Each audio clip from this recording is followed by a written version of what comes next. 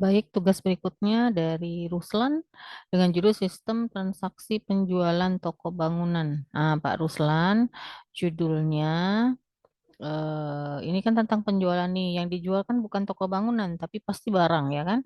Jadi buat aja judulnya eh, aplikasi penjualan barang di toko bangunan berkah menggunakan metode pengembangan perangkat lunaknya Pak Ruslan ya. Apa ya? Coba kita lihat metodenya apa.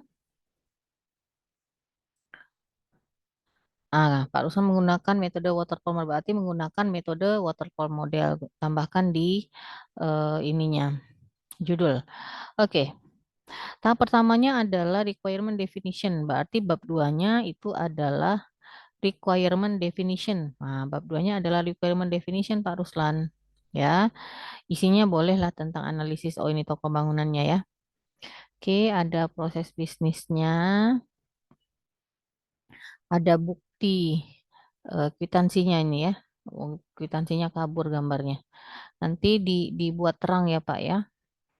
Oke, yang kedua adalah skenario. Skenario eh Ruslan, tabelnya kan sudah Ibu buat template-nya. Nggak boleh seperti ini tabelnya. Kalau sesuai dengan yang saya sudah ada di template itu ya.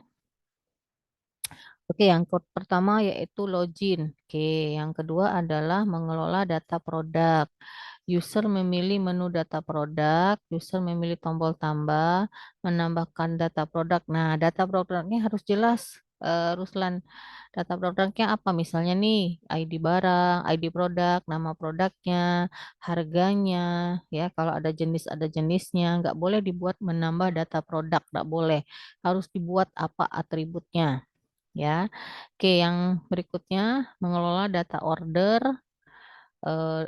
Begitu juga dengan order harus dibuat apa nama atributnya masing-masing. Oke, boleh melihat produk, bukan membeli barangkali. Membeli itu di sisi pembeli. Program ini kan untuk toko bangunan kita kan, berarti menjual. Nah, untuk menjual itu apa yang dilakukan gitu ya. Oke, menjual pembayaran. Oke lah, tinggal ditambahkan dikit-dikit aja nama ininya ya, apa namanya skenarionya. Kemudian kelasnya, kita lihat kelas di sini, user chat. Oke, ada chat item, kategori boleh, form namanya cuman ini aja, form barang, sorry. Form barangnya cuman ini aja. Mana harganya kok cuman ada stok. Bagaimana pembeli mau lihat harga itu di mana?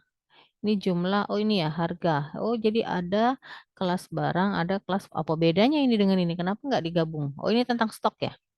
Ini stok, ini khusus barang. Oke nggak masalah. Kita lihat use case diagramnya. Oke yang lain lah, aku nggak ini ya. Nah use case diagram ini Pak Rusan harus sama dengan skenario ya. Kalau sudah sama ya nggak masalah. Supplier bisa login ya. Admin, supplier ngapain? Kalau dilihat ini dia cuma login kemudian melihat barang. Oh, melihat barang. Tidak masalah sih. Cuman harus sesuaikan aja ini activity, sesuaikan dengan ini aja. Karena kalau nak dilihat galo-galo nak pasti panjang ya masalahnya. Sequence diagram tidak usah dibuat juga nggak apa-apa. Kelas diagram menyesuaikan dengan kelas yang di atas tadi ya. Kalau sudah sama nggak apa-apa.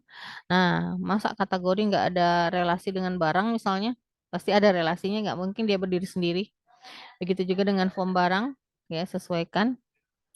eh Database saya tidak minta karena database sudah ada di kelas, nggak usah dibuat. Ini loginnya, login, kemudian dashboard, apa mana penjualannya? Ini masih rancangan ya, belum sampai ke program ya. Desain halaman utama, kelola chat, halaman barang, nama barangnya, kategori. Kalau toko bangunan itu ya, dia kan tergantung dengan barang ya, Pak Ruslan. Contoh, ada orang mau beli eh, paku, paku beton. Paku beton pun ada ukurannya. Berarti di dalam form barang harus ada nama barangnya, misalnya jenis barangnya paku. Oke, nama barangnya misalnya paku beton. Paku beton itu mau yang berapa senti misalnya. Nah, ada ukurannya berarti. Pasti ada ukuran. Itu contoh di paku. Belum lagi kalau misalnya orang mau beli apa yang banyak jenisnya ini, misalnya cat. Nah, cat itu merek, misalnya merek A. Merek A itu ada yang sekilo, ada yang 5 kilo, ada yang 10 kilo. Nah, ukuran. Nah, ada ukuran juga kan berarti ya. Kemudian belum lagi misalnya apa namanya pipa paralon. Ukurannya diameternya berapa inci, itu berdasarkan ukuran juga. Jadi pasti ada atribut ukuran untuk barang yang akan dijual. Nah, belum lagi semen.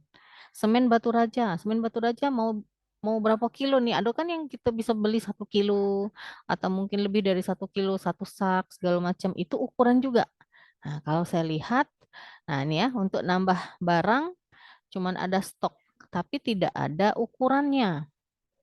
Ya, kayak misalnya semen, ini kamu buat sendiri, genteng, batu bata, pasir. Pasir pun misalnya ada ukuran. Boleh kan misalnya kita mau beli sekarung semen atau sebak. Ada yang paling kecil kan sebak bobel gitu ya. Nah, itu juga ada ukuran. Jadi tidak mungkin tidak ada ukuran kayak gitu. Jadi kamu pikirkan kira-kira atributnya apa? Ya, atributnya apa? Oke lah, kita abaikan lah proses pengiriman misalnya. Anggap aja dia mau beli di toko gitu. Ya, ini dicontohkan semen 5.000, 5.000. Enggak seperti ini. Ya, jadi Pak Ruslan harus memikirkan juga atribut yang harus ada di file barang. Nah, tampilan data barang, kategori, tempat, harganya juga dimasukkan, jumlah barang, harga barang, apalagi nih. Oke, kategori misalnya genteng, cat, semen, pipa paralon, paku, kan kayak gitu ya. Nah, itu juga harus semua harus kita pikirkan semua itu. Ukurannya terutama ya, karena untuk membeli barang itu kan harganya tentu saja berbeda-beda ya. Mohon dipikirkan itu untuk direvisi untuk tugas kita, ya.